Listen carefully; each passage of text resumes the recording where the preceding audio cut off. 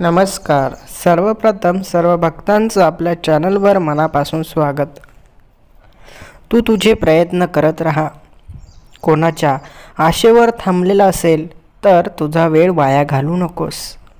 कारण प्रत्येकजण तुझ्याशी चांगलंच वागेल असं नाही. कोणीतरी फक्त तुला आशेवर लावून ठेवेल आणि तुला वेळेला मदतसुद्धा करणार नाही. म्हणून स्वतः काहीतरी करण्याचा प्रयत्न कर. दुसऱ्यावर जर अवलंबून राहिलास तर नक्कीच तुला निराशा पदरात पडेल. म्हणून कुणीतरी आपल्याला मदत करायला येईल, कुणीतरी मला इथून बाहेर काढायला येईल असा विचार करू नकोस. कारण वेळेवर कोणीच येत नाही. वेळेवर सर्व काही लोक आपल्याला दगा देऊन जातात. आपले जवळचे लोक देखील कधीकधी आपल्या मदतीला येत नाहीत. म्हणून दुसऱ्यांवर विश्वास ठेवण्यापेक्षा स्वतःवर विश्वास ठेव. स्वतः प्रयत्न कर आणि काहीतरी मिळवण्याची जिद्द ठेव. जेव्हा प्रभू श्री रामचंद्र वनवासात गेले होते तेव्हा त्यांनी दुसऱ्यांवर अवलंबून ते कधीच राहिले नाही. त्यांनी प्रत्येक वेळी आपल्या भावाला आणि आपल्या पत्नीला सांभाळण्याची जबाबदारी घेतली होती. त्यांनी स्वतःनी वनवास निवडला होता आणि ते वनवासाला निघून गेले होते. म्हणून त्यांनी कधीच आपल्या महालाचा किंवा आपल्या धनसंपत्तीचा मोह धरला नाही. त्यांनी जे मिळेल ते पदरात पाडून घेतलं आणि आपल्या वनवासाला त्यांनी सुरुवात केली. म्हणून तू देखील कोणाच्या मोहाला बळी पडू नकोस. तुला जे मिळालं आहे, जे तुला हवं आहे ते मिळवण्यासाठी प्रयत्न कर. जे मिळालं आहे त्याचा स्वीकार करण्याचा प्रयत्न कर. प्रभू श्री रामचंद्रांनी असं कधीच संबोधलं नाही की कुणीतरी येईल मला मदत करेल. त्यांनी स्वतःचं कार्य स्वतः केलं.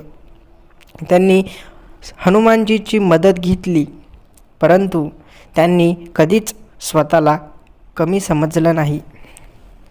त्यांनी जेव्हा मानवी रूप धारण केलं तेव्हा त्यांच्याकडे मानवी रूपाच्या शक्ती होत्या, परंतु तरी त्यांनी त्या शक्तीचा उपयोग करून माते सीतेला सोडवून आणलं.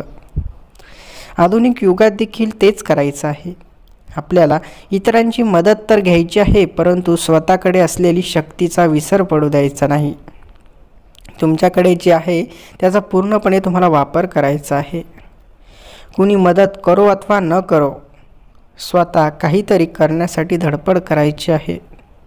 जेव्हा तुम्ही हे सर्व लक्षात घ्याल तेव्हाच तुम्ही तुमच्या ध्येयापर्यंत पोहोचू शकाल.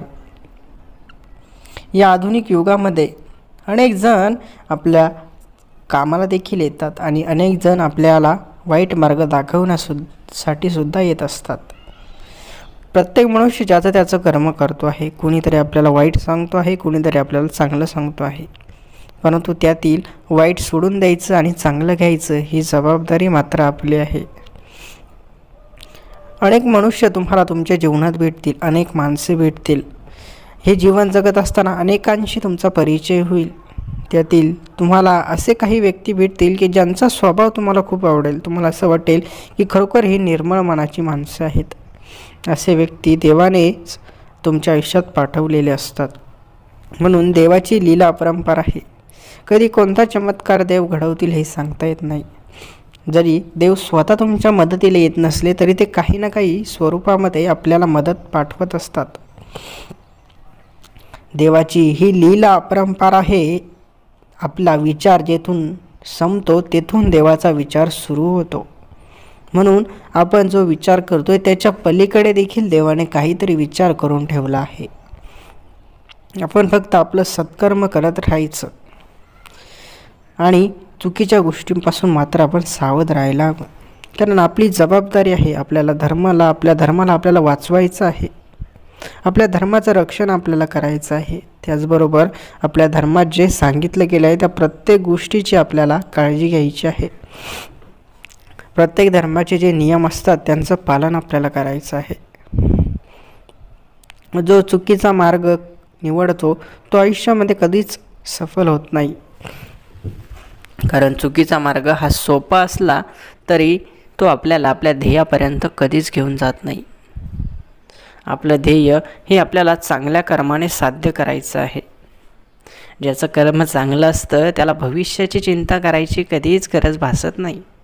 कारण त्याला माहीत आहे मी एवढं चांगलं केलं आहे तर भगवंत माझं कधीच वाईट होऊ देणार नाही. आणि हा दृढ विश्वास ज्यांचा देवावर आहे त्यांना खरी देवाची साथ लाभली आहे. तुमची जी काही काळजी असेल, चिंता असेल, बिनधास्तपणे देवावर सोपवून द्या आणि तुम्ही तुमचं सत्कर्म करत राहा. बघा, तुम्हाला पाठीमागे वळून बघण्याची देखील गरज भासणार नाही. कारण देवाची शक्ती सदैव तुमचं रक्षण करेल. देवाची शक्ती सदैव तुमच्या पाठीशी असेल असा दृढ विश्वास नेहमी आपल्या मनात असायला हवा.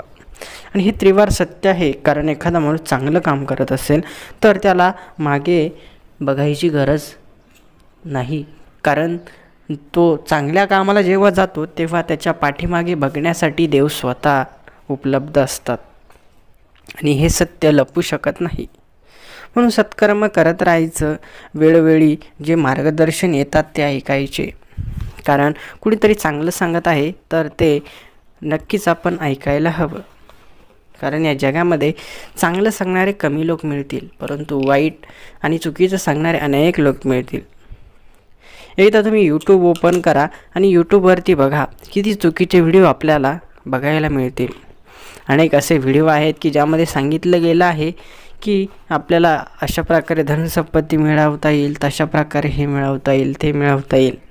परंतु तुम्हीच विचार करा, जोपर्यंत आपण काहीतरी योग्य काम करत नाही किंवा काहीतरी मार्ग आपल्याला दिसत नाही तोपर्यंत आपल्याला काहीच उत्पन्न तयार होऊ शकत नाही. जर उत्पन्नाचा स्रोत नसेल तर आपल्याकडे पैसा अडका देखील कुठून येऊ शकत नाही. म्हणून प्रत्येक गोष्टीला काहीतरी लॉजिक असतं. विदाऊट लॉजिक ती गोष्ट सत्यात येऊ शकत नाही.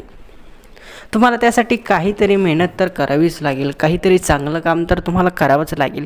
तेव्हा कुठेतरी काहीतरी करून देव आपल्याला प्रसन्न होतील. परंतु फक्त घरात बसून भक्ती न करता, कुठलंच कार्य न करता कुणीच एखादा उपाय करून करोडपती होऊ शकत नाही. त्यासाठी तुम्हाला तुमची पूर्ण जीवनाचा जो पाप आणि पुण्याचा हिशोब आहे तो भगवंताला तुम्हाला द्यावा लागेल आणि त्याच नंतर तुमच्या जीवनात काहीतरी घडेल. फक्त जीवनात पाप करायचं आणि कुठेतरी काहीतरी चांगलं व्हावं अशी अपेक्षा मनामध्ये ठेवायची, असं कधीच होणार नाही. तुम्ही ज्यावेळेस कुठलं तरी चांगलं काम कराल त्यावेळेस आपल्या जीवनात काहीतरी चांगलं होईल ही अपेक्षा ठेवा. जीवनात जेव्हा तुम्ही ही गोष्ट समजून घ्याल तेव्हाच तुम्ही जीवनात काहीतरी नक्की मिळवाल. म्हणून लक्षात घ्या, जेव्हा तुम्हाला या प्रॅक्टिकल गोष्टी समजतील तेव्हा तुम्ही त्या गोष्टी करण्यास सुरुवात कराल. आणि हीच माझी अपेक्षा आहे की तुमच्या चांगल्या इच्छा पूर्ण व्हाव्यात, तुम्हालाही योग्य त्या गोष्टी समजाव्यात, योग्य ते मार्गदर्शन तुम्हाला मिळावं हीच अपेक्षा आहे. आजचा व्हिडिओ आवडला असेल तर व्हिडिओला लाईक करा. चॅनलवर नवीन असाल तर चॅनलला नक्की सबस्क्राईब करा. धन्यवाद.